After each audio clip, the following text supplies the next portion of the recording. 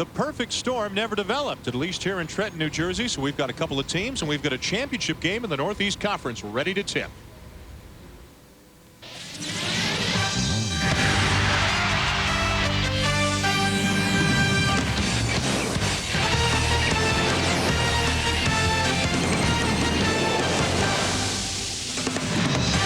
And welcome inside the Sovereign Bank Arena for the championship game of the Northeast Conference between the top two seeds. Number 1, St. Francis of New York. Number 2, Monmouth. St. Francis got to bye through the quarters as the top seed. They beat Wagner in a semi yesterday. Monmouth has had to beat Fairleigh Dickinson and then UMBC in the last couple of days. So how will their legs hold up 3 games in 3 nights? Hi, everybody. Dan Shulman and Bob Wenzel with you. We've got the player of the year in this conference in this game, the top 3 scores in this game, and a spot on the big dance on the line. Should be fun. Should be very fun. Last year, they were the 4th and 5th seeds. They played. St. Francis won. This year, the number 1 and 2 seeds going at it as it should be. Let's get right to it with the Bank of America starting lineups, and we begin with the number 2 seed of the Hawks from Monmouth, and the guy who makes it all happen for them, the player of the year in this conference, guard Rashawn Johnson. He leads this team in absolutely every single category. He passes. He can score. He is the leading rebounder at 6 feet. You can see him take it into the trees. He does everything but drive the bus. The player of the year in this league is Rashawn Johnson. Dave Calloway in his 4th season at Monmouth. They were 5-21 2 years ago. Now they're potentially on the verge of heading to the NCAA championship. For the number 1 seeded Terriers from St. Francis of New York, a more balanced team. Stephen Howard, the leading scorer in the conference, but Richie Dominguez probably their best all-around player. And between them, they score 40 points a game. Dominguez is a very, very solid 6'5" player. Can put the ball on the floor and pull up. Also can do it off the pass as well. Very talented, gliding kind of guy. We're going to see a lot of him tonight. Ron Gannulin, the head coach, was an assistant at UNLV when they won the national title back in 1990. Now in his 10th season at St. Francis, which is a small inner-city school in Brooklyn. Enrollment just a couple of thousand. They don't get much publicity. Recruiting's not the easiest thing in the world, yet here they are in the championship game. It's Johnson and Monmouth with the first possession. Normally, man-to-man, full court right here. For St. Francis. Cameron Milton, who's not a big scorer at all for Monmouth, gets him started with a 3. And Monmouth, you're going to see a lot of matchup zone. That is their staple defense. They will try to stay in that the entire game with special attention to this guy, Richie, and Stephen Howard with the basketball. That's Howard, 32, better than 20 points per game, tops in the NEC. Wide open underneath. Eberth Reyes missed it, got it back. And a scramble on the floor, they'll tie it up. Reyes is a big guy, 6'11" and 250, but limited offensively. Limited offensively, but he clogs the middle up for them. That is his job. Plays with good passion also. Big guys with passion are hard to find. And a good passer, too. They will not double team him because he is such a good passer. They'll try to play him one-on-one in there. Pass knocked away by Kevin Owens, who's the big guy for Monmouth at 6'10", but only 225. He's quicker than Reyes, but he gives up some bulk. He was only 200 last year, so he's improved a great deal. This guy can score, too. There's Dominguez. Loves to drive to the basket. None will miss the 3. Reyes the rebound.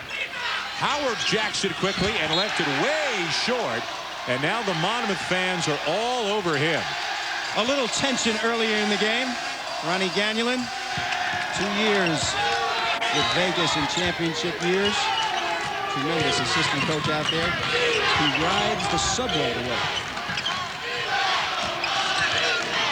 Monmouth with the majority of the crowd support here tonight as Johnson turns it over to Howard. Howard, a very streaky scorer, draws the foul as he drives to the hole. Showed very good explosiveness there. Good athlete from Watertown, New York, upstate. Crosby gets the foul. He anticipates very well on this. And right here, nice crossover. Gets his body between the ball and the defense. Classic way to take the basketball to the hole. They get his opportunity at the line where he's 84%. He was recruited some by Syracuse as a Watertown kid back before he went to junior college for a couple of years. All-American on the Division III level on the junior college ranks. And now both of his years here at St. Francis, first team all-conference. Big numbers for Stephen Howard. Those sideburns remind me of you back in the late 70s. Yeah, Julius Erving was jumping over my head. 3-2 Monmouth early. These two teams split their regular season games, each winning high-scoring affairs on their own home court. Yes, 86-80 and 86-77. So we're going to see some fireworks. I think in a game like this, nationally televised game for these group of kids, there's probably a lot of tension going on right now in their minds. Howard picked up the foul. Crosby missed the jump shot.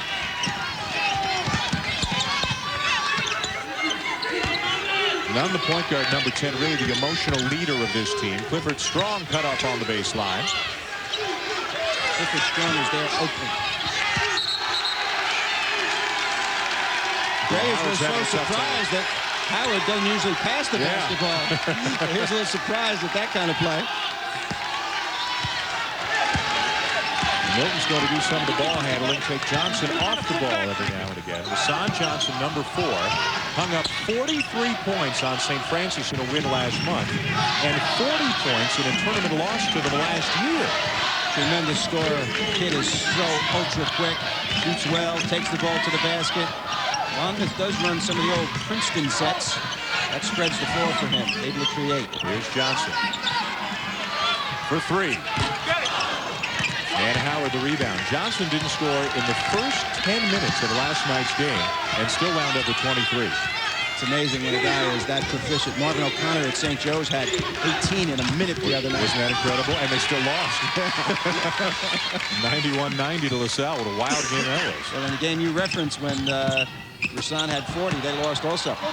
Nice passing. Everybody touches the ball, but Owens has the shot altered by Reyes. Good hustle all around. Ron Gagnon slamming the ball to the floor. Maybe fortunate he didn't pick up an early technical. Unselfishness right here. Johnson takes it. Little touch pass right here inside. 4 people handling it. And, of course, Reyes handled it, too. That was the problem. Milton hitting a 3. That's the only field goal we've had in this game. Almost 3 minutes in. And another turnover. Well, you know, these teams in this league play each other an awful lot. And Dave Calloway knows Gagnon's team, and Ronnie knows Dave Calloway's team. They play 20 league games a year. That is almost unheard of. So it's almost sort of an incestuous deal with these teams. You know, they call their play, the other team knows it automatically. Twice last year, tournament game last year, twice more this year. Good action on the glass for the Terriers. Clifford Strong not to be denied, but he missed the shot. And back comes Johnson. Boy, somehow recovered, but he missed the shot.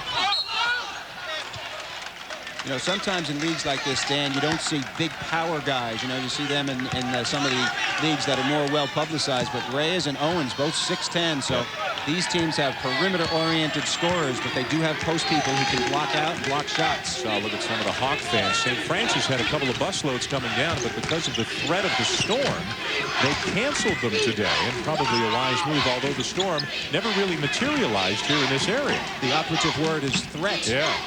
I don't know, if you made as many mistakes as some of those weathermen, you wouldn't be working. Be out of a job, huh? Offensive rebound. Jason Morgan's into the game early for St. Francis, number 3. Their 6th man, who really won them the game yesterday with 3 threes in a span of a minute and a half. Late in the game, they turned it around against Wagner. Strong from Morgan, and he lays it in as the Terriers take the lead. Well, they want to go some full court pressure because they haven't been scoring early. They will stick man-to-man full court. Nunn is all over Johnson. Nunn is the defensive player of the year, number 10 in white. And Rashawn Johnson, of course, the player of the year. He is face guarding him, not even looking to help on anyone. Interesting defensive ploy by Ronnie Gagnon. Owens to Bridge Mohan, and Steve Bridge Mohan, a 6'8" junior from North Brunswick, New Jersey, puts Monmouth back on top. Dave Calloway told us today he is their unsung hero. All the little things that need to be done, he's the guy who does it. And the position dictates that, power forward. That's what a good power forward usually does. Nunn to Reyes, it'll go. They call him Herbie. Big guy from Venezuela, plays with a lot of passion. He played 39 minutes in the semi last night, which for a guy his size, you don't see that very often. That's a lot of minutes. And also, he has dual citizenship, Venezuela and Colombia. Yep. Owens inside and a foul. Ooh, nice high-low action. Owens long and lean. Good family background, good genetics. His brother Jeff plays at the University of Pennsylvania. and showing some of that backyard stuff right here. Notice how he holds off, shows his hand. So there is a target. And good hands, takes care of business when he gets it.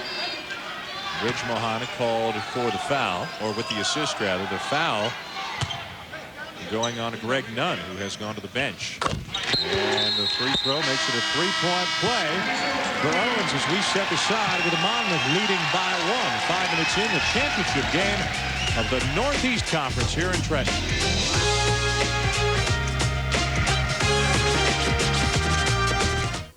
NBA Tonight, Tuesday through Saturday, late night on ESPN2.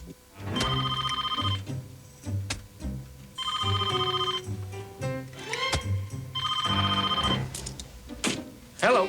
Come home early. I can't. I'm working. I lit some candles. I'm swamped.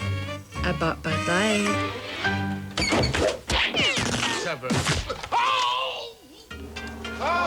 For the great taste that won't fill you up and never lets you down, make it a Bud Light.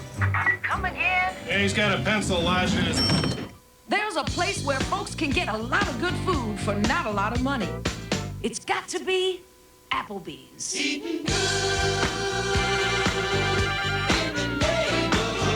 Look at this, Applebee's Combo Barbecue. 2 barbecues on 1 plate. Our one-of-a-kind smoked riblets sharing space with 2 mesquite grilled chicken breasts. Is this heaven or what? It's got to be Applebee's. Eating good, eating good. A lot of people talk about police corruption, but no one ever does anything about it. Ain't no sunshine in this home. Exit Moves, rated R, starts Friday, March 16th. What is the technology behind broadband? Texas Instruments Programmable DSP. Technology that transforms telephone lines into DSL internet pipelines. From the world leader in DSP and analog, Texas Instruments. As we mentioned off the top, Ron Ganulin, an assistant at UNLV when they won the national championship, and now at the helm of a small program in St. Francis and a win away from the NCAA tournament.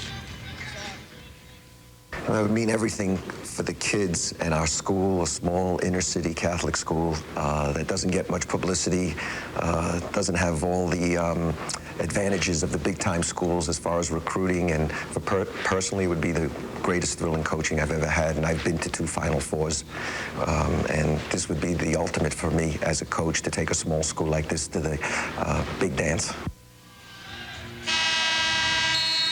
And with the 4 seniors, the #1 seed, this team, St. Francis, over the last year, 2 years, 3 years, 4 years, 5 years, the best regular season record cumulatively. But this is their first appearance in the championship game of this tournament. They've always come up a little bit short in postseason. Very odd to have that kind of situation, and they deserve what they get right here, and this is going to be a good one. Monmouth with Pitt preseason to be 6th in the league, so they're surprised. Look at that lightning. But Johnson turns it over. Although Dave Calloway told us when we spoke with him earlier today, was everybody else picked us 6th, but I had a feeling we were pretty good because I looked at all the box scores from last year, and everybody who really killed us last year graduated. So I thought we were in pretty good shape. Well, Central Connecticut won it last year, and their best player, Mickens, is gone, and of course they've fallen on a little bit of harder times this year. Howard Dickerman's team. That is the move that Reyes has. He sets up on the left block, and it takes him a while to get going with that hook shot. When he scores, generally it'll be putbacks, rebounds, that kind of thing. He's not fancy down low. Well, it is a slow developing, old-style hook shot. It's better in the Southern Hemisphere than it is here in North America. But he's a good player, solid, good emotion. We expect, as we mentioned, this to be a high-scoring game. They have all been high-scoring games between these 2 teams, but maybe the Colonial Championship game a little bit contagious right now. They'll get going. Yeah, that'll help. That was a Princeton set right there, and of course, able to post with nobody around. That is the basis of that offense. Take away the double teams. Rich Mahan, his second basket, a 10-6 lead for Monmouth. Reyes comes up with the loose ball. Tap no good. Reyes again, and a foul. Well, that's the jump that you were talking about, and that is the good kind of jump. That is a term that coaches use in a positive manner. Lots of action around the basket on this particular play. Everybody involved, big guys all going after it. You can see they're playing above the rim right here, so there's some big people in this game. And on the step through, he gets fouled. conspicuous in his absence so far is Richie Dominguez. Not getting a lot of touches, not getting opportunities. Matchup zone's been pretty effective so far on him. And Stephen Howard is now checking back into the game. He's a guy who rarely comes out, but he struggled, had an air ball, turned the ball over, and now checking back in as Strong goes out. So St. Francis gets a little bit smaller right now. They've really got 4 perimeter players on the floor, along with the big guy Reyes. Well, when you have difficulty scoring, frequently that's what coaches do. Get the offensive power in. Jason Morgan, number 3, is also a good offensive player. They will try to pick up their full court pressure, and this is what they do well. Owens turned it over. Howard at the other end, and he gets a quick deuce. The full court pressure very much. 94 feet right now. Everybody's guarding their own. Not a lot of help. You can see close to us on this side, none guarding Rasan Johnson. Not looking to help at all, just face guarding him wherever he goes. Backdoor possibilities are available for Rasan. He still has not scored. 7 minutes into the game, but it's a 1-point lead for the Hawks. Milton underneath, and it'll go. It's a goaltend on Reyes, so count it. For Cameron Milton, providing some unexpected offense. He's got 5 points, which is already above his season average. Well, they cleared the entire area with the Princeton-ish type of offense, and as a result, very open area close to the basket. All 5 guys on the perimeter. Wide open, Morgan from the wing. Running it down is Johnson. He's off to the races, and it won't be caught. There's nobody in this league that is going to catch Rasan Johnson, a mini Allen Iverson. He has had some pro scouts come take a look at him every now and again. 6-footer, 185-pound junior. During practice today, Ronnie Gagnon wanted his guys cutting through against this matchup, just like that. Great feed from Howard into Richie Dominguez. And Dominguez is on the board with his first 2. He has averaged 24 points per game in his last 6. And Dominguez and Howard between them have scored half of St. Francis's points this year. Milton the miss, none the rebound. Little double team right there on Rasan Johnson. They are making him work. Swing it to the corner. And Dominguez heating up in a hurry. 5 quick points for him to tie the game. Well, he is a smooth and gifted athlete. A very good head on his shoulders as well for the game. Not trying to rush things, letting the game come to him, and it finally has. 11:41 to go first half. Richie Dominguez with 5 in a row to bring the Terriers back into a tie. Folks hoping that the Monmouth Hawks can advance to the tournament for just the 2nd time into their history. They did it in 1996, winning the NEC in that year. The St. Francis Terriers, who are celebrating their 100th year of college basketball this year, not all in Division I. They moved up fairly recently. Have never been to the NCAA tournament. But somebody's going to have their dreams fulfilled here tonight. And this is one of the, look at the backdoor attempt, and Johnson can't run it down. This is one of these conferences where the winner potentially might have to go to Dayton for that opening round game, with the tournament having been expanded to 65. But both coaches and the commissioner and so forth feel that because these are the top 2 teams, the best 2 teams in this conference, they might be spared that and might get just a traditional 16 or possibly even 15 seed. And I think you talked a little bit about their RPI is higher than some of the teams that are already in. And I think that is very, very important. You see Morgan hit his 3. The full court pressure, very, very important right here for St. Francis. They want to keep the ball out of the hands of Rasan Johnson as much as they can. And so far, it's been pretty effective. Jason Quayle, number 10 into the game for Monmouth. His dad is a longtime assistant coach for the Hawks, but the pressure's really being stepped up at the defensive end by the Terriers. Well, UNLV style man-to-man pressure very much in evidence with Ronnie Gagnon's club right now, and it has given them a little bit more energy on offense as well. Dominguez trying to take control of the basketball a little bit. And with Reyes out, St. Francis with a very small and a quick lineup on the floor right now. Terriers on an 8-0 run as Howard leaves it short, and Johnson another rebound, and he just accelerates through the traffic, but turns it over again. A little too much by the young guy. Maybe a little frustrated because they're holding him down so well right now. Lots of turnovers for Monmouth so far, and that is not really what normally happens with them. You mentioned when they went to the tournament in 1996, they played Marquette. Last year, Central Connecticut State, the representative from this conference, played Iowa State, a very, very close game. That was a 2-15 game, and it ended up at 10, but it was a lot closer than that down the stretch. Yeah, and Iowa State was a number 2 seed, I believe, right? Yep. So they can play basketball, especially this guy. None. Extra pass into the corner, Morgan. Underneath, strong, and a foul as well. Dan, that is absolutely great execution. Remember this afternoon we were watching them go through what they wanted to do against it, and they did it precisely as described. They wanted to move quickly and dribble penetrate. Beautiful pass right here. Nice use of the glass to protect the strength. And he's going to get his chance at the line as well. Strong, going strong. 6'7" junior from Brooklyn, an 11-0 run right now for St. Francis. And the pressure continues. That forces the bigger guys to handle it. Johnson can't bring it up as much. Well, Greg Nunn was described as the defensive player of the year in this conference, and so far he is doing an outstanding job against the player of the year, Rasan Johnson. He played quarterback when he was in high school, football player as well. Guy is a leader, talks all the time in practice, and good kind of talk, you know, very, very leadership kind of talk. And right now you can see him face guarding Johnson everywhere. Stolen by Dominguez. Gets it back. Pull-up jumper is good. It's all St. Francis right now. Right guy, right spot. Tremendously unselfish. Nunn and Dominguez working extremely well together. A 13-0 run for the Terriers, keyed by defensive pressure. And the number 1 seed's got an 8-point lead on Monmouth midway through the first half. Ron Ganulin's Terriers were struggling offensively. They found the best way to score.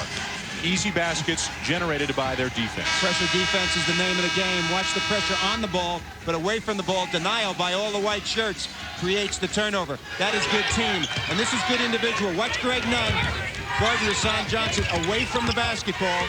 Very, very important to limit the number of his touches. He does a great job. 8 turnovers already committed by Monmouth, with players like Nunn and Dominguez really responsible for stepping up the D. Now Johnson finally gets a touch, and he'll handle. He does everything, leading the team in scoring, rebounding, assists, steals, and minutes. Let's see if he gets a little anxious. He is. Well, it's not anxious if you drop it, huh? He is anxious, and he comes up strong. He hasn't had a lot of touches, but he's done well when he has them. Dan Shulman and Bob Wenzel with you here in Trenton at the Sovereign Bank Arena for the championship game of the Northeast Conference. The number 1 is seeded St. Francis of New York Terriers, leading the number 2 seeded Monmouth Hawks 22-17. The winner goes to the NCAA tournament, and Rasan Johnson, unbelievably, has turned it over again. He's just getting pounded every time he touches the ball. Well, I think it's a cumulative effect for Dave Calloway's star player. Rasan Johnson's turned it over 3 times, trying to go full court, Dan. That's his problem. He needs to just get into the offense, pick his spots, and go from there. A little anxious right now to get in the scoring column because he's not getting enough touches.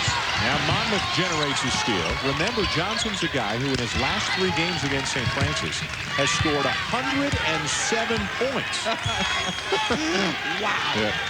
And a couple of 40s in there. Step back 3. A little bit short. Offensive rebound, Owens.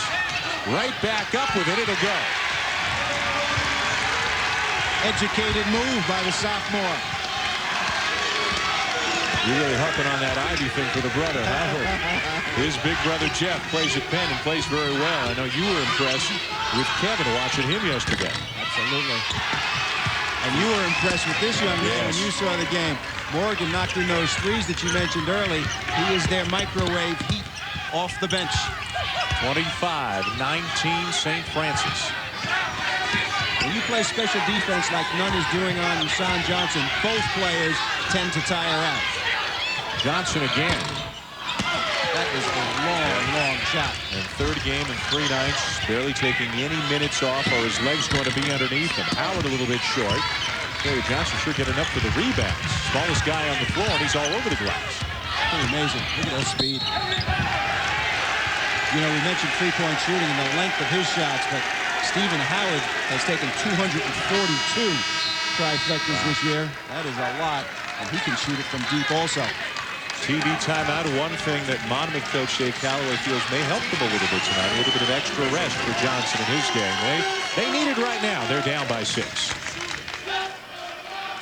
6-point lead for SFC. The Terriers of St. Francis of New York leading Monmouth in the Northeast Championship game. Championship week presented by 7-Up rolls along. Tomorrow night, it's the Mid-Continent Championship at 9:30 Eastern on ESPN2.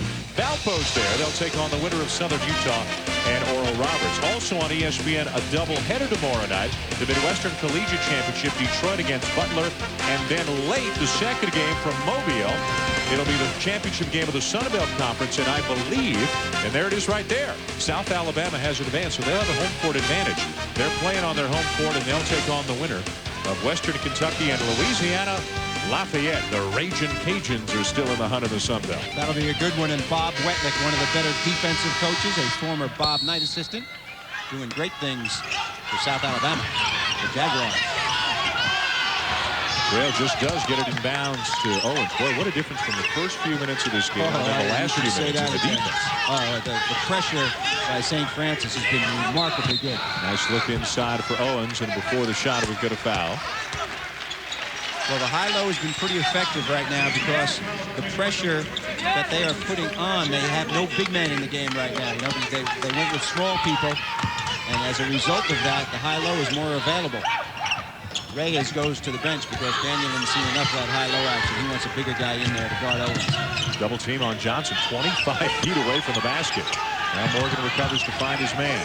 Russ Anderson in the game for Monmouth, number 45, sophomore from Chester, New York. That is great the way they're doing this. Wow. Double team away from the basketball. Give the ball up. They got to throw it cross court to get it to someone. Grail baseline, and it's blocked. Gets it back. Shot clock never reset. It's at 5 right now. It'll be Johnson from about 30 feet. And unfortunately for him, the shot only went about 29. Well, Ronnie Gagnon talked to us about the fact that they had some special defense planned for Dave Calloway and Rasan Johnson, and we are seeing it. They are double teaming him away from the ball, forcing somebody else to make the play. Takes a lot of energy to do that, but they seem like they're in good shape. They have not played 2 or 3 games yet, only their second game. Reyes back in, gets a feed from Morgan, kicks it out wide open Dominguez, and then Morgan runs it down and keeps the ball in Terrier hands. What a job. Morgan, a hustler, not only a good outside shooter, giving them a lot tonight at both ends. Already 6 points off the bench and a couple of good hustle plays. Jamal Smiley, 5'11" senior, in the game of the point for St. Francis, as Nunn gets what's sure to be a brief breather. Well, he needs a breather with the kind of defense he's playing out there. Look at Reyes kick it right back out again to Dominguez. He's so unselfish, but Dominguez the miss. Let's see if they trap the same way with Smiley on him.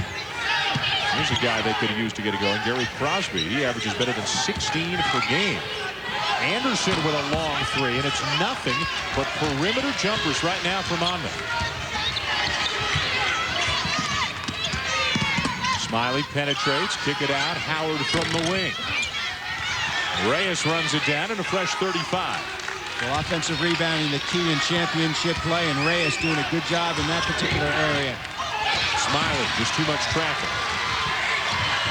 He's caught behind the play. 5-on-4 right now. That allows Johnson to get inside. He's now 2 for 8, Bob. I think he's fatigued right now. They've done a tremendous job on him. People everywhere, switching people, double teaming him. They've given him about 5 or 6 different looks. And that's normally a shot that he makes. 12-foot pull-up. Howard off to Reyes. Tough catch for the big guy. Nice hands and good pass. Howard for 3. Everybody's a little bit short, but look at Dominguez picking up the garbage, and he's got 9. Dominguez, Ronnie told us that he is a versatile style player, not just a shooter, not just a one-on-one guy. And he is getting his points in lots of different ways tonight, the hustle kind of plays. Shoots better than 50%.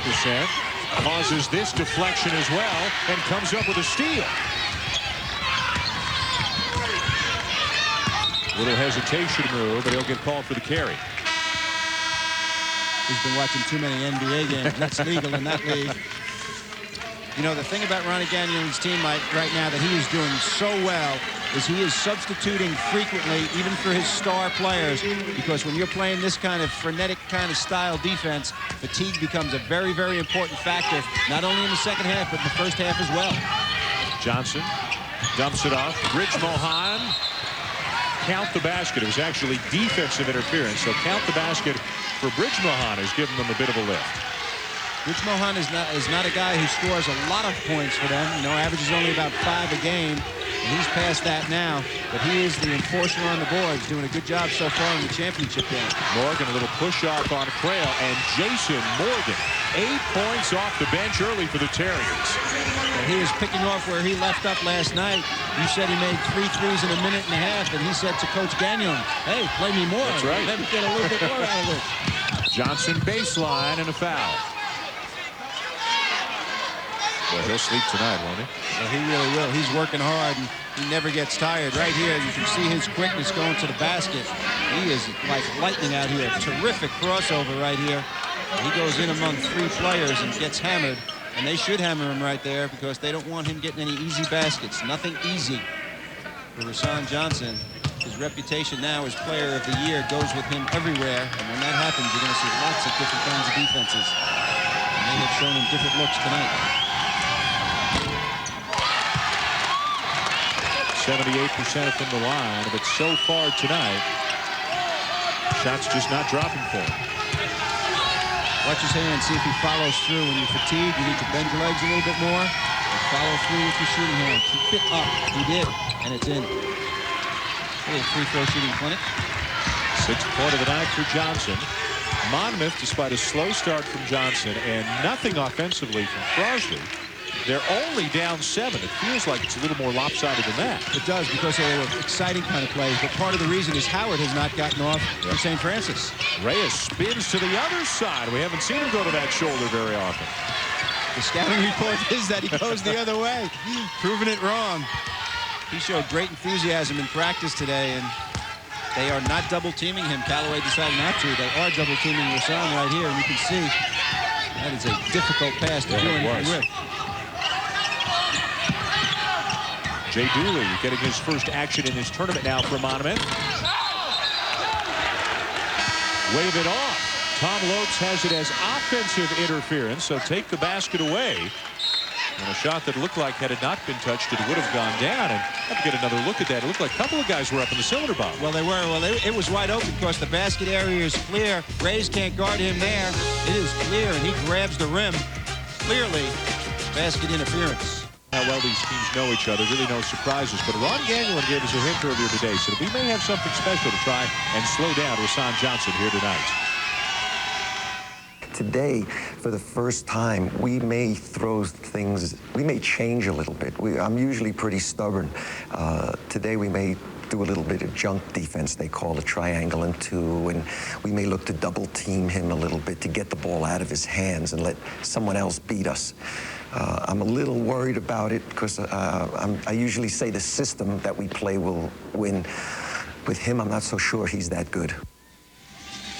And here is the trap that Ron was talking about and the ensuing wild cross-court pass, and it has been very, very effective so far. Johnson's been held to 6 points. There's the shooting, 2 of 9. A guy who averages better than 19, but has averaged 36 in his last 3 games against St. Francis. So far, so good for the Terriers. There goes Reyes again. There's the old style. Oh, baby! George Mikan! You love it. They better start double teaming him a little bit, I'll tell you. Here's the double team again on Johnson. He's got to pick it up. The big guy Reyes, by the way, has 7. Travel on Crail. He's a guy that Dave Callaway feels can come off the bench and really spark him. Maybe he could be that 3rd scorer, getting 15, 16 points. The problem right now is their number 2 scorer, Gary Crosby, doesn't have anything. And their number 1 scorer, Rashawn Johnson's having to work awfully hard. And that's a formula for being behind. And, of course, Crail's dad, the assistant coach for Monmouth, has been the assistant coach there 24 years. So I guess he has to listen to the head coach and the assistant coach in that situation.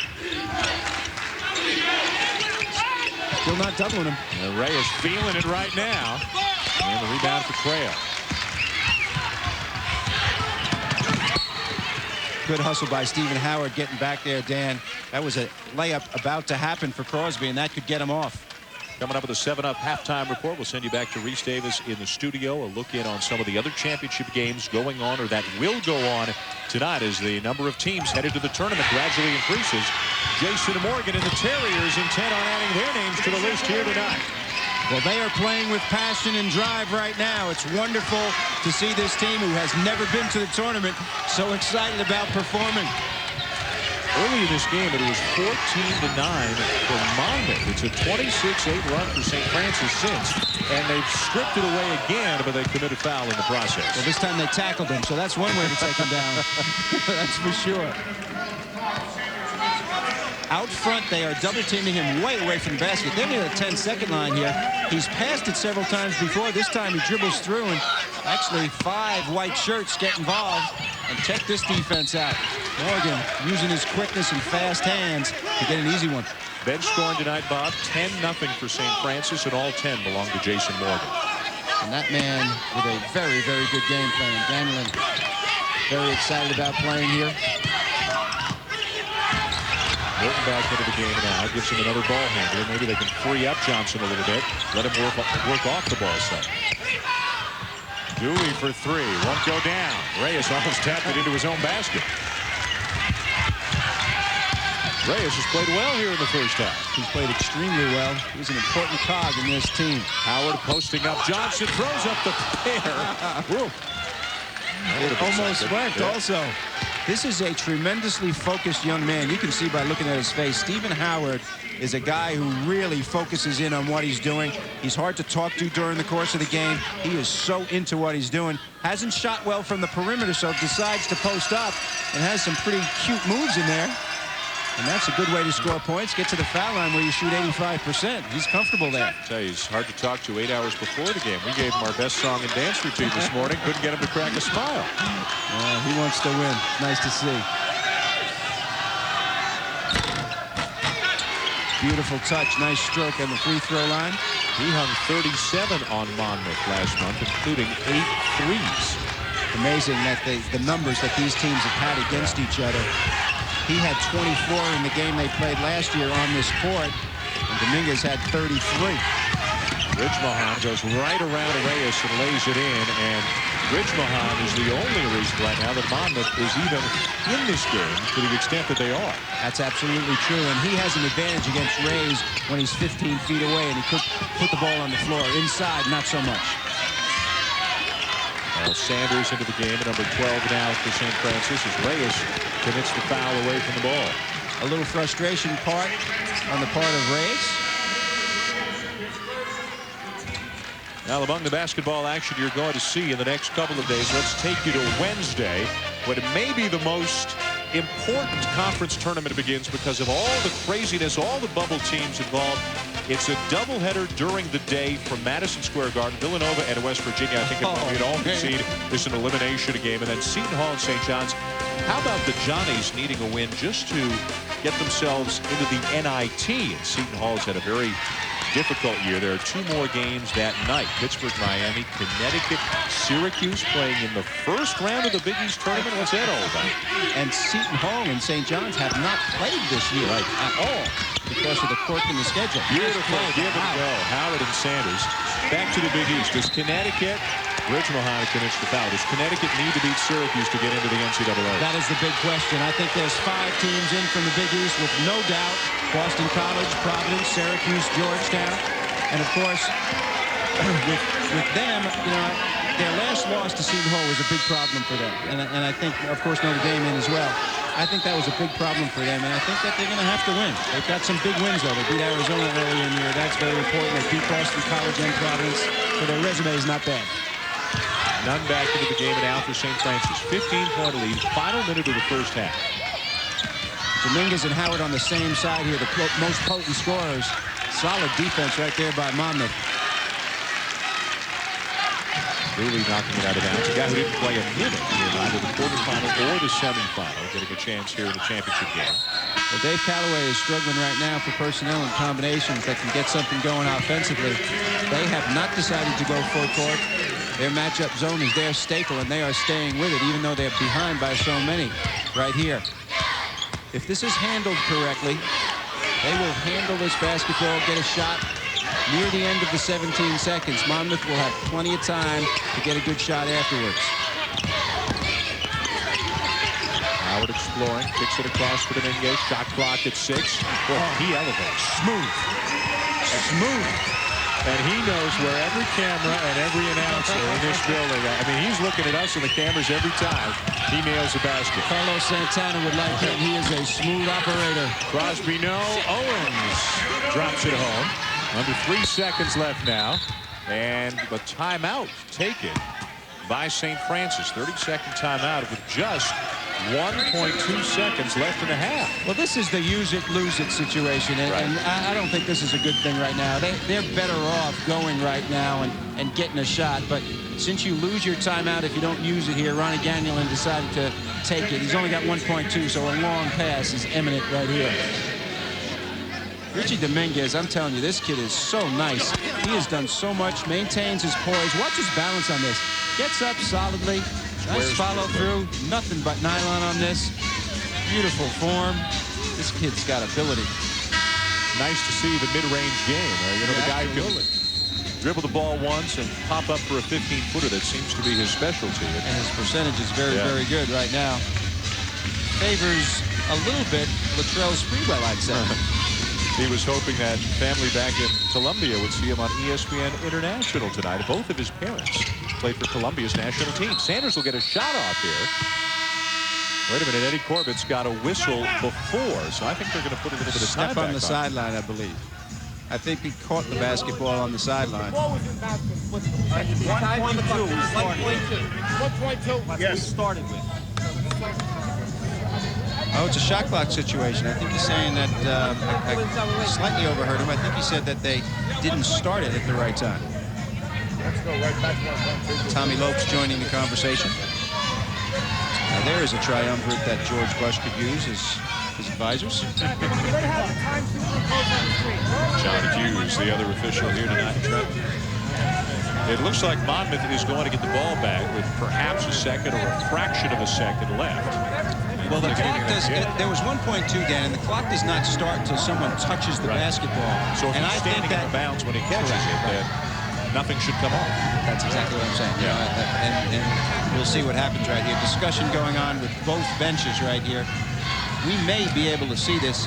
Anulin trying to talk to his team as well as the officials.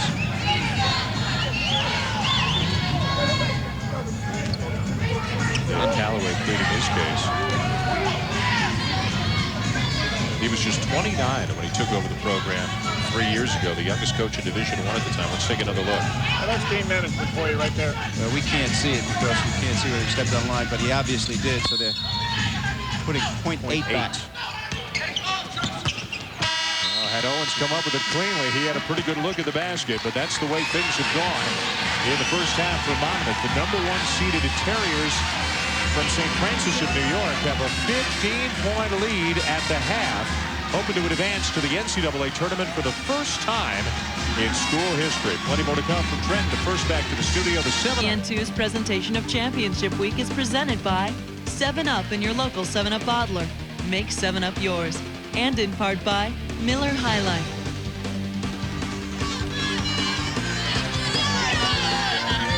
Looks like the treats are about the best thing that Monmouth has had going for them tonight, or at least for their fans. Between the chocolates and cookies, everything else they've got going on there. It was the first half after the first 4 minutes really dominated by St. Francis. Well, if you like defense, you're going to like St. Francis. They have been pressuring up everywhere on the floor, and as a result, Stephen Howard gets an easy one here.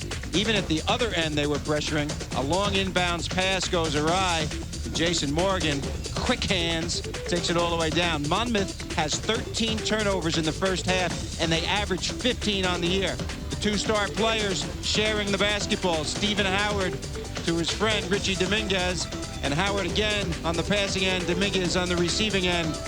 The first team all Northeastern Conference players doing it up big for their team. 50% shooting in the first half for the Terriers. Hit their free throws. Neither team really did much from three-point range. As you mentioned, the turnover is a problem for Monmouth. And then Rasan Johnson and a Gary Crosby, who averaged 36 a game, only had 6 between him in the first half. You saw Dominguez with 11, and Jason Morgan off the bench for 10 points, 4 rebounds, 2 assists, and 2 steals. What a half for him. He has been their spark, and he is a very solid player in every respect.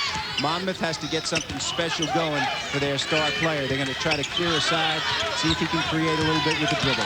Remember, Nunn, as Bob mentioned earlier, the defensive player of the year in this conference, not letting him get going, and Johnson's now 2 for 10 shooting the ball. And Nunn right there in your screen, number 10, he played only 12 minutes because they rotated Smiley in there, so he's going to have energy, and so does Stephen Howard. The D just doesn't get out on Howard quickly enough, and St. Francis now with its largest lead of the night, 44-26.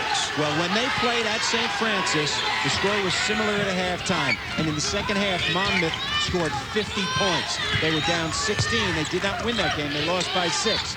But they had energy in the second half. We'll see if they can do it again. Yeah, the difference, as you noted earlier, this is the 3rd game in 3 nights for Monmouth. Just the 2nd in 2 nights for St. Francis because of the first-round bye.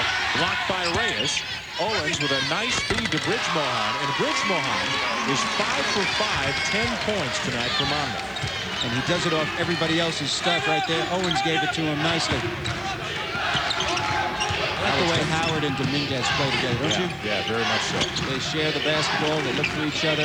Very much team effort, even though they are the star quality scorers on the team. 4 seniors, remember, in the starting 5 for St. Francis. They know this is their last chance. Nunn misses the 3, and Bridge Mohan a strong rebound. Well, there is the guy that we've been talking about, and he finally gets on the board with a nice little stroke. That is typical of his play, but very atypical was the first half where he scored 0 points. Gary Crosby, 6'5" senior, averages better than 16 per game. Back-to-back baskets for the Hawks to bring him back within 14. Reyes wide open, strong. Somebody blew an assignment underneath. Part of the matchup zone that Dave Calloway's frustrated about is that what you just mentioned. People got mixed up on their assignment. They were one behind another. Strong, and now with 7, the lead back to 16. Bridge Mohan will step in, miss the 18-footer. And the rebound for Dominguez, who averages better than 7 boards per game. He does it all for this team, and that is a common phrase that you hear that certainly applies to his play. Knows how to conserve his energy. Howard gets a screen from Strong, knocks down another one. Well, he has retained his rhythm. First half wasn't doing it very much, but this half has come out ready and raring to go. All of a sudden, a 14 for Howard. Remember, he was yanked from the game a couple of minutes in. After tossing up an air ball, committing a turnover, he's been on fire ever since. Gagnon knows how to handle him emotionally. Switching hands and laying it in is Owens. Oh, that was beautiful. Monmouth looking like they're trying to go inside a little bit right now. Get away from Johnson. Try not to put so much pressure on him to be your scorer. They've had some success with it. They've got to chip back. Being down this many right now, they've got to chip back little by little, but they got to do it at this end. Do they double the big guy? And he travels. That is legal in Venezuela. You take 4 steps in the Southern Hemisphere? Well, the international rules, you're allowed to do that. Ronnie Gagnon, he coached in Israel for a while. Yep. 10th year at St. Francis. Calloway, a lifer, player, and coach, assistant coach, head coach at Monmouth. Holds all their 3-point shooting records with Monmouth as Johnson misses again. He's a terrific shooter. 59% 1 year in the Northeast Conference. How about that for the 3-point range? It's impossible to do better than that. Still only 42 years of age, already in his 4th year as head coach. Nunn directing the show right here. No new defense right here for Monmouth. They're staying in the matchup. And Howard just had the heel of his foot out of bounds as we'll step aside. 4 minutes into the second half, St. Francis continues to roll along, leading Monmouth by 17 in the championship game of the Northeast Conference.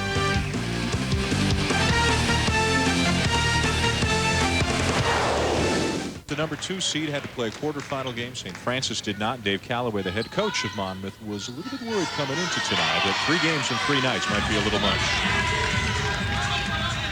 And this is our third night playing in a row, and Rasan's played 79 minutes, and Gary has played 80 minutes in the last 2 games in the last 2 days.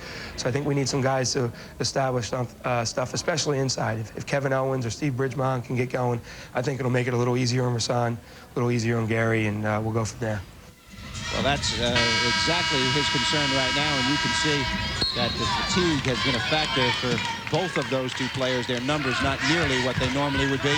And in the huddle, Dave Callaway was just talking about getting some high-low action going, which involves the post players. There it is. Owens from 15. Well, what he said came true, so he should say a little bit more of that. Owens doing a pretty good job right now. He looks like he has some energy, but their 2 main scorers, as Callaway said, fatigue taking its toll. Change in defense right here. Trying to go a little bit more man-to-man instead of the matchup. Baseline, none, nowhere to go. Kicks it out to Howard. Milton on him. Howard jump stop in the lane. And who's got it? Reyes picks it up. Still plenty of time on the shot clock. Nice hands. Dominguez again. Boy, he can create a shot out of nothing, can he? Nice pull-up play. 6 for 9, 13 points tonight for Richie Dominguez.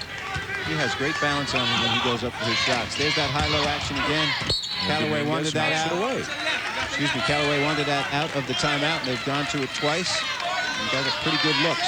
Nice defense right there. Slapping it out of bounds. Ron Gagnon was right to describe him as their best all-around player. And now 30-second timeout taken by the Hawks, unable to get the ball in. Solid defense again right there. When you force a timeout on an end lines out of bounds play, Gagnon has to be very, very happy about his defense, not only in the first half, but continuing here. After us tonight right here on ESPN2, next we've got the championship game on the women's side from Conference USA. Tulane against Cincinnati, staying up late to play ball tonight. The Green Wave and the Bearcats, ESPN and ESPN2, the exclusive home of the women's NCAA basketball tournament. Late game over on ESPN as well. The West Coast Championship comes your way at midnight. More championships to be decided tomorrow night. A Wednesday, the AT&T Big East Championship begins. You'll see that entire tournament on either ESPN or ESPN2. You got the A-10 coming, some ACC, some Big 12. I'll tell you what, in that Big East tournament, if you could forecast that, you'd be a genius. Anything can happen in any one of those games. Johnson draws the foul. Unfortunately, he was not shooting when he drew that foul, so it'll be out of bounds. Howard sticking his hand in there. I like this kid. He has good focus, very intent when he's out on the floor. Both ends, not just a scorer. Plays pretty solidly at both ends. Owens follows his own miss. Loose ball to the Terriers. Oh, breakout. Dominguez. Nobody home in the backcourt. Point guard responsibility. You can't let guys run out like that on a missed jumper. Dominguez and the rest of the seniors each of the last 2 nights have called a meeting for just the senior class, the 4 of them who start and 1 who comes off the bench. And then they've called the rest of the team in. And 2 nights ago they said, listen, you guys have more time. This is it for us. Shape up, let's win this thing and get to the tournament. And Ron Gagnon didn't know about the meeting until the next morning when the players told him about it. Good leadership. Yep. Howard for 3. Wow. Last possession, Johnson went 1 on 5 and scored. Greg Nunn doing a terrific job on him. He is the player of the year defensively in the league. Milton into Anderson, and the basket's starting to come a little easier for Monmouth. Now they need some stops. Well, they've been going inside, and that's what they talked about. You know, the last 4 shots have all come from the paint. Made 2 of them. But none does it better than none as far as defense in this league. At the offensive end for St. Francis, 17 for Howard, 15 for Dominguez. Now a turnover. Well, Ronnie Gagnon was open on that, but he's not playing.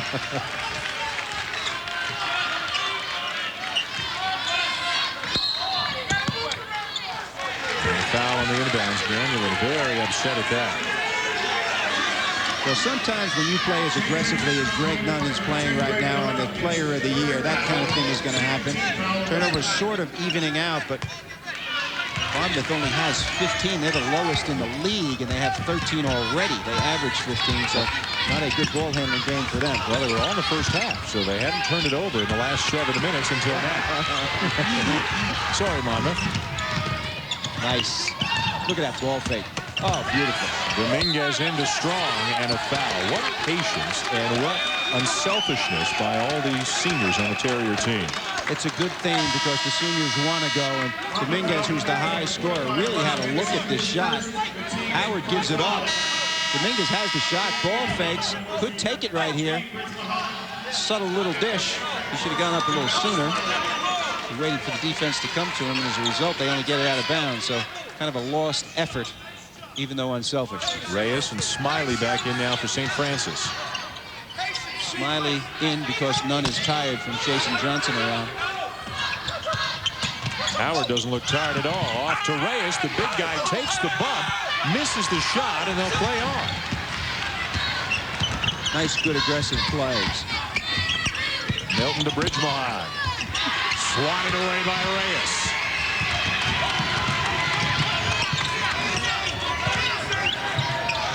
Wide open Dominguez. Steps in, and one of his rare misses tonight. This one's going up for sure. Johnson from the baseline to go. 10 now for Rasan Johnson. Johnson played with Steve Francis when he was in junior college, and he never got to shoot, I guarantee you, on that team, so he's making up for it. He's 4 for 13 now, and it's a 16-point lead for the Terriers. Reyes begging for the ball. Howard looks right past him and launches the three. When you shoot threes inaccurately, you give the other team an opportunity to get back quick, and Monmouth is beginning to make a move. Everything going to the basket for the Hawks. And here in the second half, correct me if I'm wrong, we haven't seen any of those junk defenses, double teaming Johnson away from the basket. He's starting to get some looks. They're starting to get inside, but they've still got a big mountain to climb. It's St. Francis 56, Monmouth 40 here in Trenton. Dave Jr., the next generation of Monmouth Hawks, is doing a little pacing right now, and he's doing a little bit of pacing. They're both doing pacing. Yeah. If he's as good a shooter as his daddy, he will be a good one. They've got some work cut out for them right now. 56-40, the #1 seeded St. Francis of New York Terriers. Enrollment only 2,000. A small school in Brooklyn. As Crosby misses the shot. 5 interconnected buildings, we're told. It really looked like one. You could walk right past the school. It's not a campus, just right past the block, and not even realize that you walk past the school. But they are intent on getting to the NCAA tournament for the first time in school history. Dominguez throws it away. Well, they tried to set up an inside play out of the timeout, and an errant pass, one of the few mistakes that Richie's made all night long. They have not been doubling. Now that was their first chance at a double right there, and that's what they want to do. Even though he made that shot, you don't want Johnson to beat you. So as a result, Cameron Milton gets his chance. He's going to get some wide open looks. He had a couple of early baskets in this game. That's his first hoop since. He's now got 7. Well, Carl Sanders is not an experienced player at point guard right now. Usually Smiley is in this position. You can be sure Nunn will be back shortly. Reyes off to Dominguez, 12 on the shot clock. Into the lane, tried to find Reyes. And the Hawks come out with it, and reaching to commit the foul, I believe, was Reyes. I think a little too unselfish right there, Daniel. The last 2 times they tried to feed the post, and Ronnie getting a little frustrated right now as Nunn comes back. I think Richie needs to get a little bit more selfish, and so does Howard, as we see your favorite guy, Jason Morgan, back in the picture. Well, he gave him a lift in the first half, so it's Morgan, Howard, Nunn, Reyes, and Strong on the floor for St. Francis right now. And Monmouth doing a much better job in the second half, taking care of the basketball. And look at this look inside for Bridgemohan, but Nunn, the defensive player of the year, knocks it away. He really does, and he does a good job not only on his man, but on everybody else's man as well. I remember coaching against Allen Iverson when he was in college. We used to practice with 7 guys against our first team because that's what it's going to seem like in the game. But Nunn, that same book. Johnson whips a no-look pass cross court, and Milton turns it over. The last couple of possessions for both teams have gotten very, very sloppy, but it's sloppy on the unselfish side. You know, they're trying to overpass a little too much into the post area. Nunn showing his quarterback tendencies, and there's an interception. Crosby, long long strides to the basket to lay it in. They're creeping back into it. Momentum in Monmouth's favor, clearly. And most of the crowd here in the building supporting Monmouth as well. About a 45-minute drive away, West Long Branch, New Jersey. A nice run for the Hawks. Well, what you have to do when you're ahead and the other team gets momentum, like is the situation right now, when you're the team ahead, you got to get good shots for your best players. Number 33 right there would be a good idea to get him a look, even if it's patient, even if you're on the clock a little bit longer. And then you've got to get more aggressive defensively because their defense is not as good as it was in the first half. Well, this was the lineup that really started them on their run in the first half. Morgan steps out and misses a three. When Reyes came out and they went small and quick is when they really took apart the Hawks. But right now, Monmouth with a second burst of energy here in the second half, and it may be just in the nick of time. There are no centers in the game right now. As Greg picks up his fourth foul, which is of great concern to that man. And in comes Carl Sanders, trying to take care of a little defensive effort. Sanders, a junior college player. Crosby from outside, around and out. And a good rebound underneath from Clifford Strong. Well, Clifford Strong's going to have to play. He's really the power forward, but he's going to have to play center right now. They're going to try to spread the floor and get some good looks for Stephen Howard and Richie Dominguez, which is what they need to do. Their main men. Here's Dominguez. And the foul before the shot. Boy, he can get where he wants to go. He doesn't look that fast, but, you know, the guy gets where he wants to go on the floor. We're here at the Sovereign Bank Arena in Trenton, New Jersey. Dan Shulman and Bob Wenzel with you in the championship game of the Northeast Conference. The top two seeds are here. St. Francis of New York against Monmouth. They split during the regular season. Monmouth's only previous trip to the tournament in 1996. St. Francis has never been. Richie Dominguez with a beautiful spin move, but he missed the shot. Star quality players also. Deshaun Johnson, player of the year in the game. Dominguez and Howard, the St. Francis first team, all Northeastern Conference. St. Francis has been in control since about the midway point of the first half, but Monmouth is making a comeback right now. Timeout Terriers with the lead down to 10.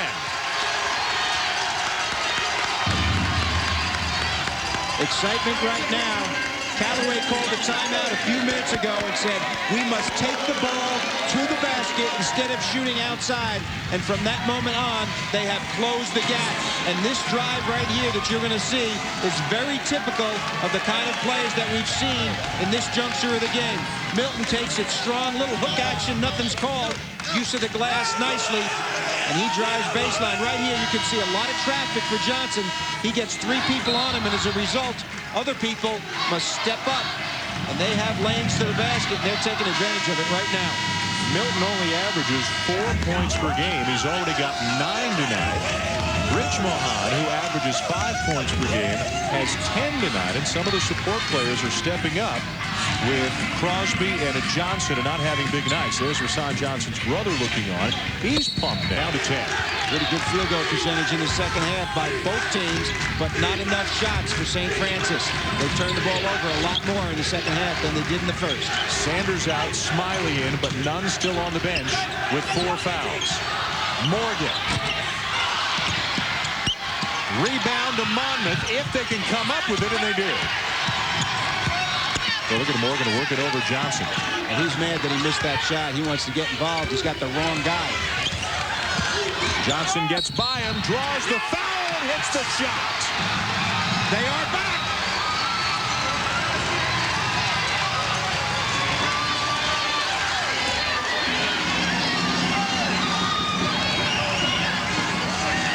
The mix-up by Morgan caused this. He's guarding him and then looks away to get his own man. They both run in the other direction. As a result, Rasan's got them set up. And when he can get a lane like that to clear, he is death. Good use of the glass. And a good free throw shooter as well.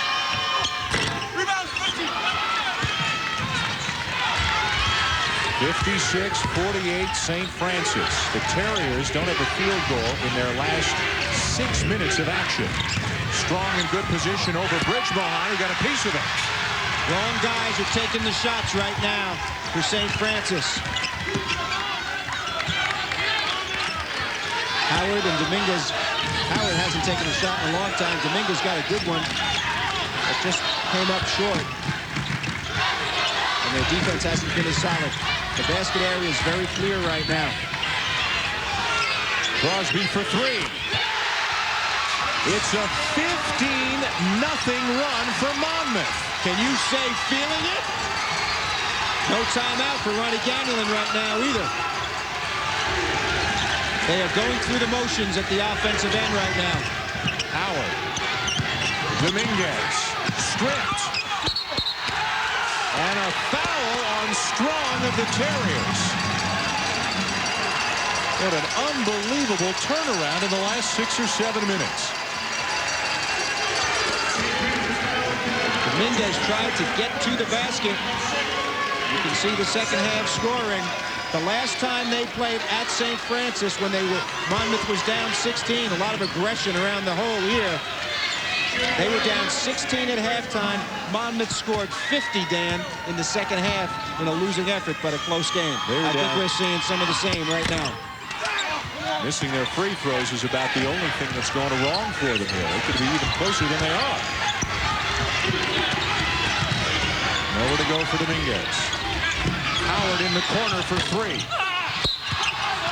And the foul goes against Dominguez, or is it going against Anderson? It's going against Anderson of Monmouth, and Dave Calloway can't believe it. Weak side rebounding, very important. They got locked up. The break is for St. Francis on that one. Still, the worries belong to Gagnon and the Terriers. It's a 15-0 run for the Hawks to get back within 5. And another championship to be decided here tonight. Oh, yeah, say the Monmouth fans, because they're on a 15-0 run to get right back into it.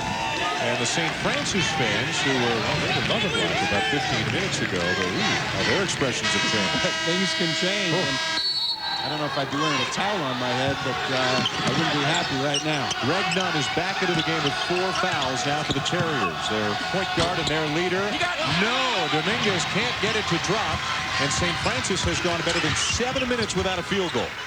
And they've gotten some good shots recently as well. They've got to pick it up at this end. When your offense goes bad, think about defense, and your offense will come to you. Johnson a baseline past Morgan. Milton gives it up. Anderson for 3. Rebound, Bridgemohan. Spins to his strong side, but misses. Gets it back again. Yes! Great effort. A power forward at work in the paint.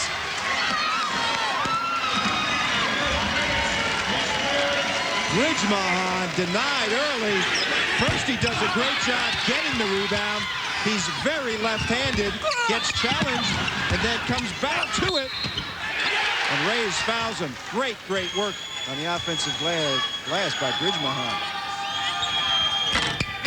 But Monmouth has hit only 2 of 7 free throws on the night. Still, they're back within 3.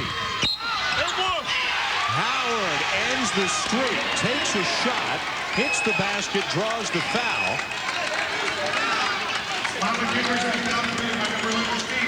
That will stop a 17-0 run for the Hawks. Well, he's all right. Just got a little hit. Ronnie Gagnon unhappy about this. This is their first basket in what seems like forever. 3 guys around him. He creates the contact and makes the shot. An offensive player who knows his way around the court is Stephen Howard. He got hit where it hurts. 3-point play, 6-point lead. The fact that Nunn has 4 fouls is very important in this game, because he's been one that has shut down Rashawn Johnson, and he is playing normal defense now. He's not denying him everywhere. Not on Johnson. Morgan is on Johnson right now. Here comes Johnson. Well, they're getting a bigger guy on him, and they don't want Nunn to foul out. They will put Nunn on him in the end-game situation. Morgan is longer, Dan, and as a result might be able to get a hand up. That's a bad shot. Poor judgment by Crosby on that one. Way outside, didn't set himself, and Dave Calloway knows that They just can't let those kinds of opportunities get away. Lots of fatigue in all 10 guys right here. The only guy that looks like he's not fatigued is Howard. Offensive foul on the screen. Yep. Coaches hate to see that call. Tommy Lopes calls it emphatically. Ronnie not happy about it because those kind of fouls really take away from your offensive flow of the game. And, of course, the 4th foul on Rays, which is also very important. Although they have played with Strong as center during this game, Dan, and they've done it effectively. 19 foul on St. Francis. Cameron Milton to the line. He's had a very big night. Finally, a made free throw for the Hawks. The big thing about the way he has played, his numbers are good, but not only the fact that his numbers are good, they're better than what he normally does, but when they were really struggling, this kid made some plays. There's no illusion on the part of either one of these teams. They know whoever wins is going to go in as a 16, maybe a 15, play a colossal team. This is their championship game. This game means the world to both of these programs. And they're going to be, don't get me wrong, the winner's going to be thrilled to go to the NCAA tournament, and whether they play a Duke, a Stanford, and Illinois, who knows, but this is their Super Bowl here tonight. Well, it really is, and you know, they're the #1 and #2 seeds. They deserve to be here. We did not expect for the first half to be so one-sided. Going into the game, this is what we would expect, that it would come down to the wire with the top team, with the top players in the league making plays. Dominguez with a tough spinning jumper.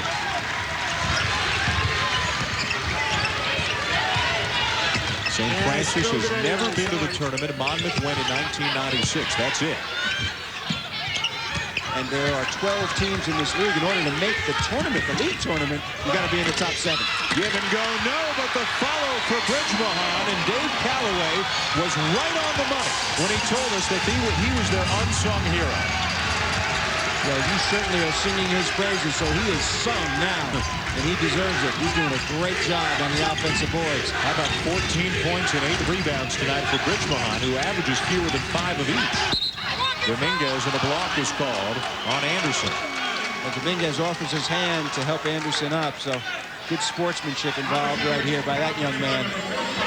They have not been able to get the ball to either Dominguez or Stephen Howard in good places in the last 6 minutes. Howard made a tough shot along the baseline. And Richie has been really kind of shut out. He's come up a little short on 2 of his last 3 shots. And Strong comes in to try to do a little bit better job at the 4 spot. Reyes sits down. They go small. At the line, Dominguez, 70% a free throw shooter on the season. Oh, baby. Shooter's roll. That was all iron. If they win by 1, they'll joke about that one right there in the locker room. Neutral court here in Trenton. A gym somewhat unfamiliar to both of these schools, and a much bigger building than both of these teams are used to shooting in. And that makes a difference, too. A little more pressure now on Johnson as we near the 4-minute mark. Well, they got to do this without fouling him. Tough pass from Bridgmohan.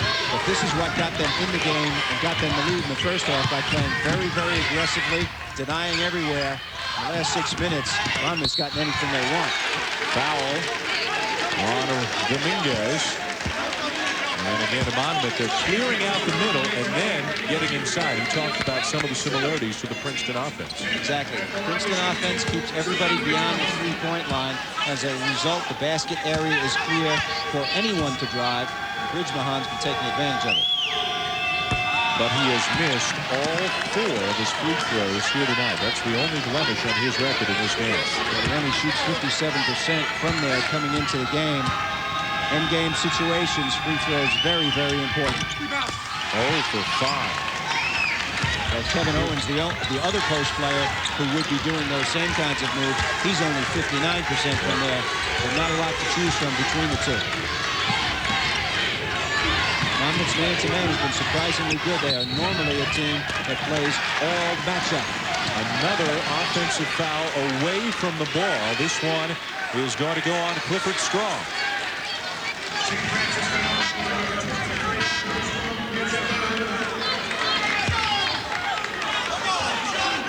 A little reminder for Bridgmohan. Well, when you have a coach who's a real good shooter, he should be able to teach it, and Callaway can. Right here, a little extension of the arm. That is a wonderful call that if I was Ron Daniel, I would not like. There's the make. His first in 6 tries, and it's 2 shots the rest of the way for the Hawks. Well, he needs to visit Callaway between each. He's talking a little bit to himself right here, reminding himself to follow through. Nice follow through. Huge for Monmouth. 2 free throws for Bridgmohan. And after Monmouth was down by 20 midway through this half, they are back within 2 with 3:33 to go in the championship game. Or if it goes overtime until we find out who wins the championship here in the Northeast Conference, the right to claim that trophy, the right to go to the NCAA tournament, and the right to conduct a post-game interview with Bob Wenzel. And Stephen Howard is looking intently in that direction. He is locked in. Monmouth has been very, very exciting. And I'll tell you what, the comeback from Monmouth has been really very exciting to watch. They have done it by taking the ball inside. And at the other end, they have played solid man-to-man defense. And normally a team that plays mostly matchup zone. They've done a good job on Dominguez and Howard. Howard's going to try to post up. It was 56-36 before a 17-0 run by Monmouth. Howard the miss. Johnson the rebound. The player of the year in the conference has been held to 12 points tonight, but a lot of his teammates have really stepped up. Milton. And that's the main one right there. Yeah, they got a good look. They really did. 5-on-4 situation for the gambling. This is where the Terriers have stalled out. Half court, 5-on-5 in the second half. Last time, Howard posted, but shot a fadeaway. This time, a little post up by Richie Dominguez. They're trying to go to their best players, which is a good idea. Taken away by Anderson. The St. Francis team loaded with seniors. And a team that desperately wants to end their careers heading to the NCAA tournament. Monmouth is younger. They're just 2 years removed from a 5-21 season. As Bob mentioned earlier, timeout now for Monmouth. Coaches picked them for 6th in the conference this year, but Dave Callaway had a feeling this might be a bunch headed for bigger and better things, and he had the right kind of feeling. Rasan Johnson has been the answer most of the season. Tonight, not quite as much, but they're still within 2.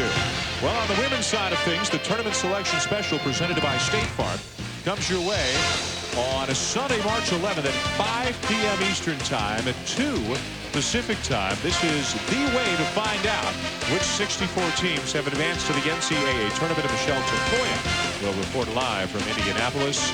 ESPN and ESPN2, your exclusive home for the women's NCAA basketball tournament.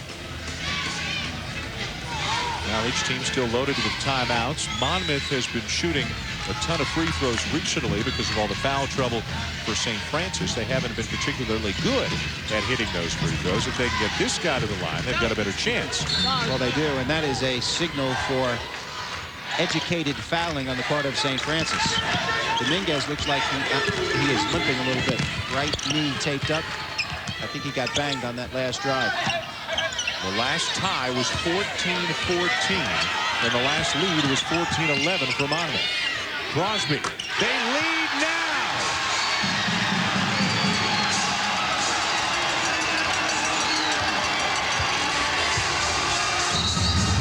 Timeout, St. Francis, a remarkable comeback for Monmouth. And that was a very, very tough shot from deep for a guy who had 0 points in the first half. He is exuding confidence. Crosby from deep on the penetration from his partner. And the lefty strokes it. Nothing but net. Monmouth is happy. Another look. No hand in the face. Howard was close to him defensively, but his hand was near his chest. And what can you say? A lot. Everything was going so well for St. Francis. They were dominating at the defensive end, getting baskets in transition, getting good looks at the offensive end. It started to change when Nunn got in some foul trouble in the second half. Johnson got a couple of looks, but really, it's been the foot soldiers for the Hawks. Guys like Bridge Mohan and Milton, who have really stepped up and done more than is expected of them. Well, it changed, really, when they called the timeout. They were down 15, and we had a microphone in there, and Callaway said, we need to take the ball to the basket, take the ball to the basket. And when that happened, everything changed around for them in the personages of the people you're talking about. But now everybody's back in the act. Crosby really is having a great second half. 10 points here. 0 in the first half, so that's a major contribution right there by their second leading scorer. A 26-5 run has given Monmouth its first lead since early in the first half, and we're under 2 minutes to go. Reyes has returned. You would expect the number 1 and 2 seeds to play a game of this importance and magnitude to the wire, and that's what we're going to see. You'd figure it's got to be Howard or Dominguez right now. They haven't been able to get many looks. Shot clock down to 5, and Howard is fouled. Silly foul right there by Johnson. Very, very silly foul, especially going behind in that kind of a situation. With 5 seconds left on the shot clock, looks like they'll be shooting. And this is a guy that Ronnie Gagnon wants on the free throw line. Stephen Howard is his best from there. They did not call it in the act of shooting, though, so it'll be just 1 and 1 for Howard. I believe that he's hearing sideburns from the Monmouth fans. Oh, he needed all of that.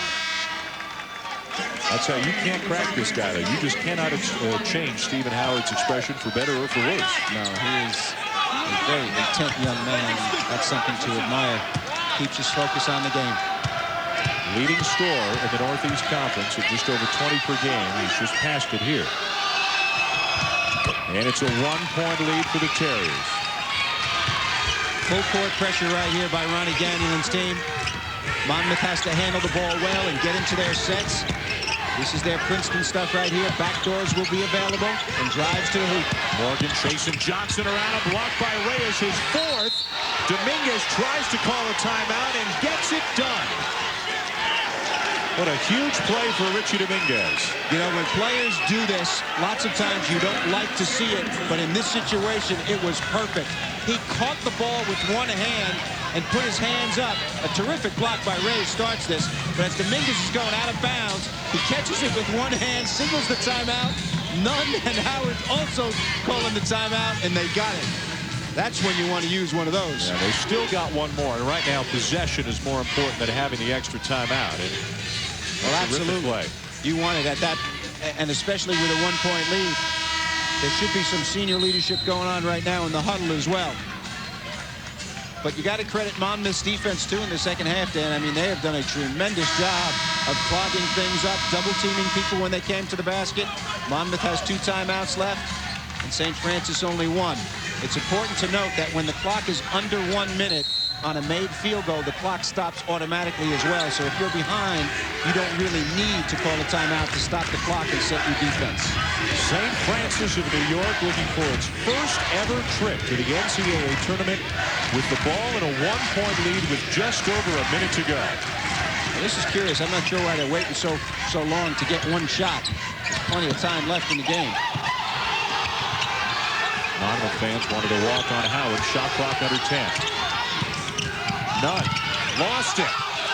They'll tie it up, and the arrow keeps it with St. Francis. They were very, very lucky. Yes, I don't understand the strategy right there. They did not nearly get a good shot. With that much time left, it's going to help them. Now that they have the basketball, they could run clock now. But usually in this situation, you want to get the best first shot that you can get. Holding the ball too long to make people tentative. Got to hurry one off here. Nunn will force it up. Got the rim, but Monmouth has the rebound, and Reyes fouls Johnson, so that's it for Reyes, and it sends the Conference Player of the Year to the line at the other end for 2. An unbelieving stare by Reyes. He was going after the basketball. Ronnie Gagnon not complaining. A little education by the shooting instructor on the sidelines. There will be some time here to ice the shooter.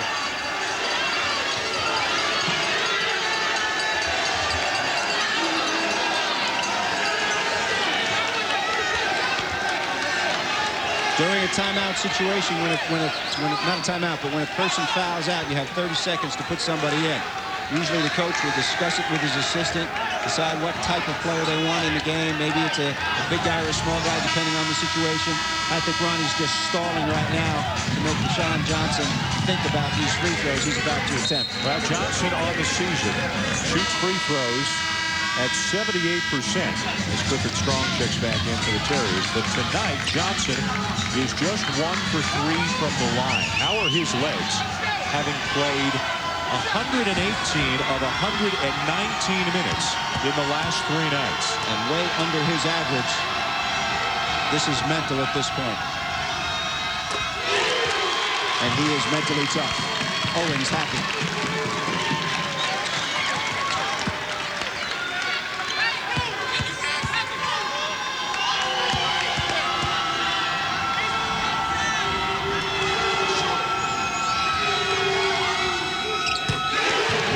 By 1. Nunn, Dominguez, Morgan, Strong, and Howard on the floor for the Terriers. 6-second difference. Go right away. Howard a miss. Johnson over the back looking for the rebound of the ball. Stays with St. Francis with 30 seconds to go. The shot clock now is off. Fortunate for Ronnie Gagnon, but they did the right thing by getting a good shot close to the basket right away. He's unhappy with the officiating. He thought he got a foul there. Talk about good double teams. There's one right there by Monmouth. Open is Dominguez. Howard battling for it, ties it up, but the arrow favors Monmouth.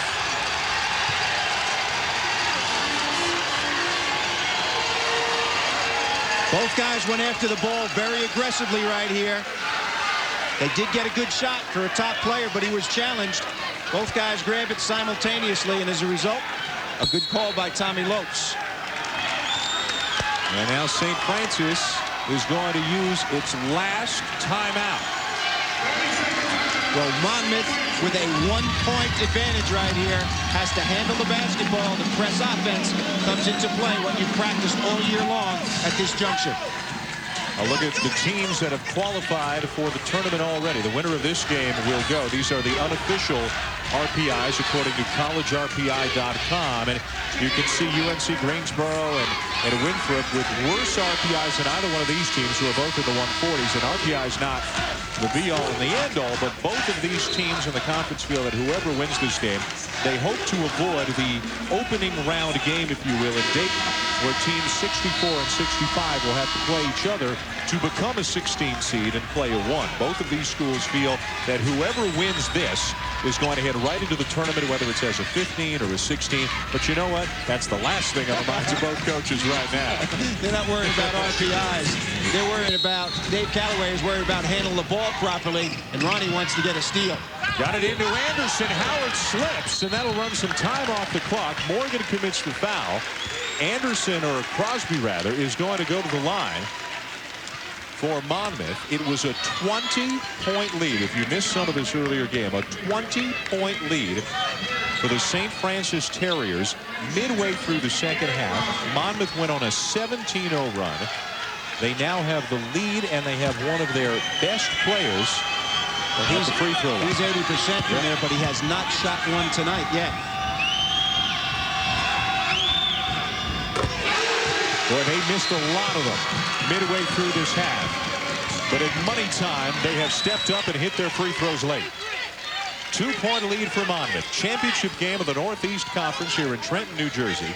The #1 seeded Terriers of St. Francis led almost the entire night by as much as 20. And a 17-0 run in the second half by Monmouth got them close. And now some free throws. They need a 3. Have made it a 3-point lead. 15 seconds left. And a pick it up before 5 seconds. Oh, Johnson commits the foul. Well, that's the thing that people talk about all the time in this situation. If you have a 3-point lead, do you foul to prevent a team from shooting threes? And that's what they did. Coming up next, Michelle Tafoya, Fran Harris for the championship game of the Conference USA Women's Final. Tulane and Cincinnati. We'll send you right there as soon as this one is done. in a situation like this, make both and then foul again, because the situation hasn't changed from the last time they had the basketball. They've got to try to prevent a good free throw shooter from touching the basketball. Nunn only 54% from the line in his career, but he's a tough guy. Right here on a miss, they have to try to tap the ball back if he misses this shot. Still 13 seconds left. So time, if he makes it, to foul and start again. He missed it. He barely grazed the rim. Timeout taken by Monmouth as Anderson put the squeeze on it and got the call before he stepped out of bounds. Well, this game is far from over right now. Still a 2-point game. So Monmouth is celebrating, but it's a little premature. They've got to handle the basketball. Now, this is where coaching comes in as well from both sides, because during the course of the year, you're going to practice these end-game situations, both from a defensive perspective and an offensive perspective. Dave Callaway, on his part, has to set some good screens, try to inbound the ball to a good free throw shooter, substitute to keep the best free throw shooters in the game, because you know you will be fouled. On the other hand, Ronnie Gagnon, he has to pressure up. He has to decide whether he wants to face guard people and guard the basketball, guard the inbounders, or play 5-on-4 on the inbound situation. And they have to go for the steal and then foul immediately. One timeout remaining for Monmouth, so if they have trouble getting it in, they could use it. The arrow favors the Hawks as well. They decide not to guard the inbounder. And the right guy gets the basketball, and the right guy who just buried a couple a few seconds ago is going to head back to the line. Well, Howard was defending him, tried to face guard him, and that's good coaching by both guys. But Callaway gets the right person at the free throw line, as you said. And the reason it's right is he's 80%, but also he just made 2. So his confidence should be at a high level. 2 years ago, the Monmouth Hawks were in the midst of the longest losing streak in the country. 19 in a row. They finished 5-21 2 years ago. 12-16 last year, but they're 20-9 this year. Came into the tournament as the #2 seed and have miraculously come back from 20 points down here in the second half to lead by 2. And Crosby's got a chance to all but put it away here if he can make 2 more free throws. The clock has been changed to 10.1 seconds right here, so still plenty of time. Now, the key thing right here, if he makes 2, then obviously it's a 2-possession game. If he only makes 1 or makes none, then St. Francis still has a very good chance. Ooh. So that changes everything right there. That miss is a very, very good miss. Offensive and defensive substitutions for both teams right now. None in for the offense because they don't want him in there to foul anybody. So they have an opportunity. They can take a free to win it at this point. We'll see what happens on this free throw. You've got 3 legitimate three-point shooters on the floor for St. Francis in Howard, Morgan, and Dominguez.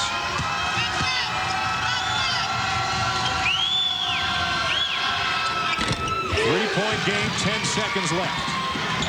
Inbounding the ball. Dominguez is trailing.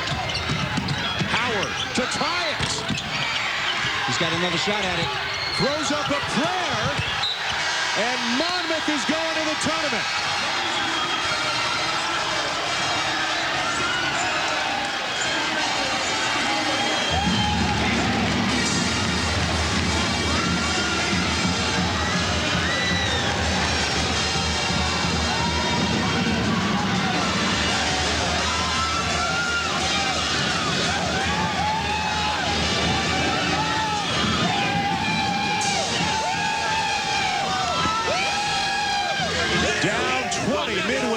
Second half, a furious rally from the Hawks send the top-seeded Terriers of St. Francis home heartbroken, and Monmouth has advanced to the NCAA tournament for the first time since 1996 and just the second time in their history in a thrilling 67-64 win here in the championship game of the Northeast Conference.